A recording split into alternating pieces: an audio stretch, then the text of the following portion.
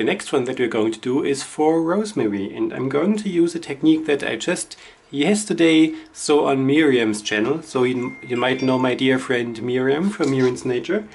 And Rosemary requested something that reminds her of the beach. Miriam did a dip in a beach topic, and I really like the videos, so I want to try this as well. Therefore I have a non-absorbent thingy, sheet of plastic, which I will use because of the base layer paint I'm going to need. I make the pour on there and then just dip it in there and hope for the best. We will see how this one turns out. I never did it, but I liked what she did and it was fun to watch. It was a cool result. So let's hope I can probably recreate something like that. So first she started off by just adding the base layer paint, which is the white here. And she then poured the other paints on top of it to create a beach and such.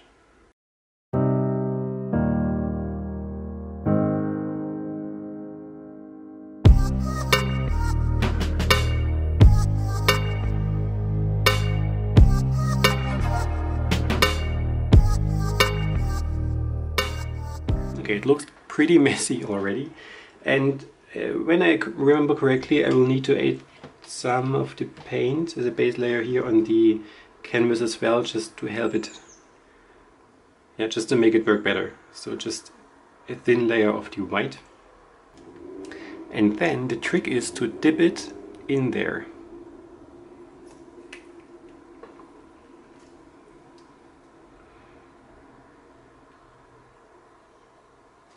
And then lifting it, slightly tilted to get this cool effect that I'm hoping for. But I have no idea if I will achieve it. So this might be pretty, it might be horrible. It's abstract, but I like the look and flow of it. It doesn't really look so much beachy. This doesn't either, but I like this one. It's cool. Yeah, really like this one. I might torch it a little bit. I might just do another one just with the rest amount of paint here.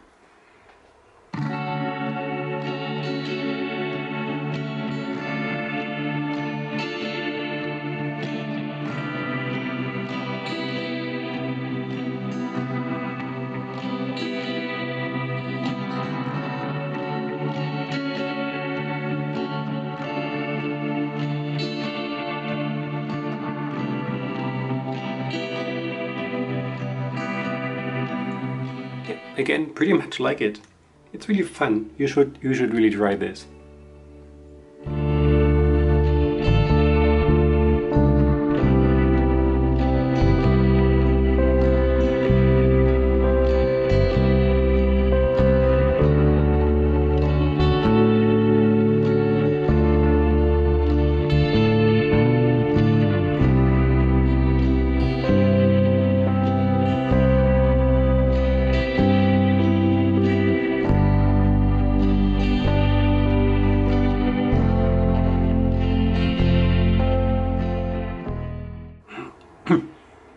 So next painting is for my dear friend Sue, and as she let me free hand on what to send her, I wanted to try something that I did not test before, but I'm curious about doing.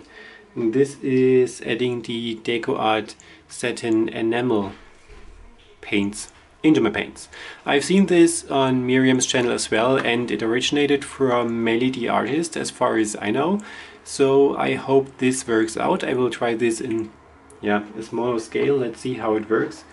And this is actually just a couple drops of the enamel paint into my regular paints. It is a beige color, I'd say. It's the only one that I ordered so far, but it's pretty much neutral enough color to not change the colors too much. So it lightened them up a bit. Don't know yet how it looks when they are dry, but they look a bit more pastel and creamy. But anyways, let's see how this turns out. First I need to remove the air bubbles in the paints.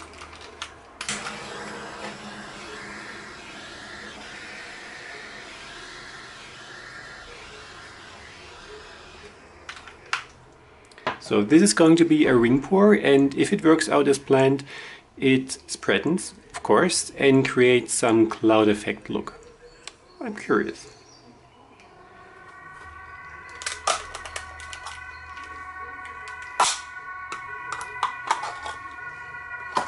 Look at those messy cups. I think I've used this 6 times now.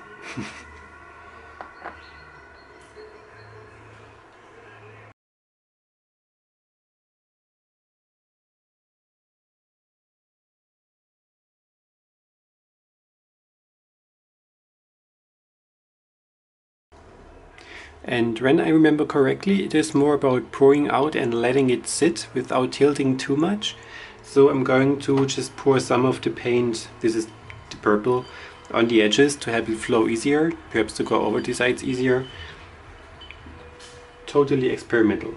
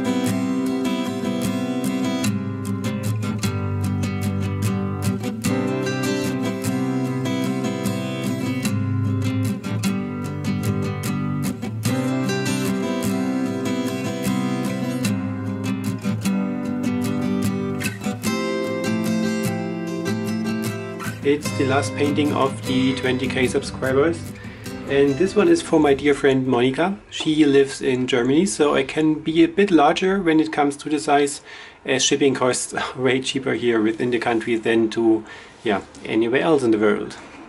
So what I'm going to try again is the satin enamel pour, which I did for Sue's painting, which is still drying, and I'm not really sure if I like the look or not. If I don't, I will make a pour over it to make it pretty for her.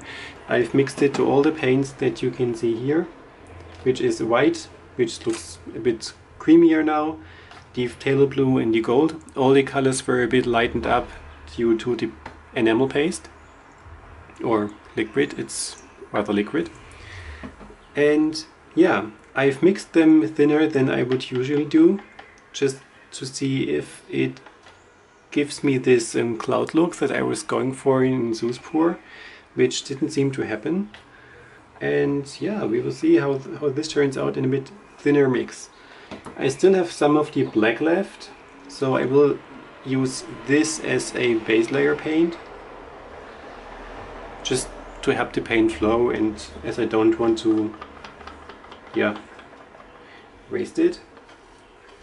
And the rest paint is going to be added up here in the cup as a regular ring pour. Something that I realized when I mixed in the enamel paint is that I got way more air bubbles than I normally get in my paints when I'm mixing, so I used my torch every now and then to pop them in between the layering up in the cup, just to be on the safe side that not too many air bubbles are sitting on my pour painting in the end, as I did not really want to have any cells. And you know, when these air bubbles pop on your painting, you will get these little tiny dot cells. Sometimes they got larger as well, and sometimes they also interfere with the paint when it's tilted, so you get these little ribbons and lines in there, which I normally do not want to have. I do get them every now and then when I have pretty thin paint on my paintings, so when I stretch the paint pretty much, which I often do with my ring pours, just to get this cloud effect look in my white paint, so like watching Earth from space or something like that. So then the risk is pretty high to get these little ribbons in there, but sometimes I can avoid them. But other than that, it was just a regular ring pour. I stretched the paints a bit and actually expected something to happen there, which did not happen. I am not really sure. Perhaps I did not use enough of the enamel paints, perhaps it was still too thick. I don't know, I will see.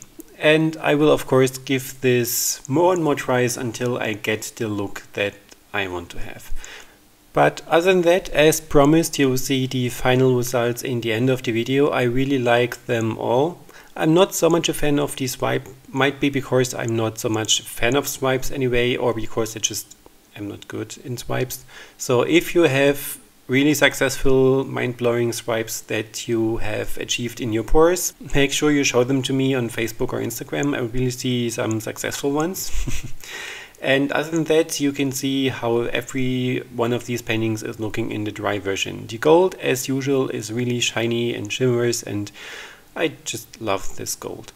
But when it comes to the favorite of this series, it might actually be the dip pours from the beach. Not because of the technique, although it was really fun, but having these as a triple set makes it look a bit more special.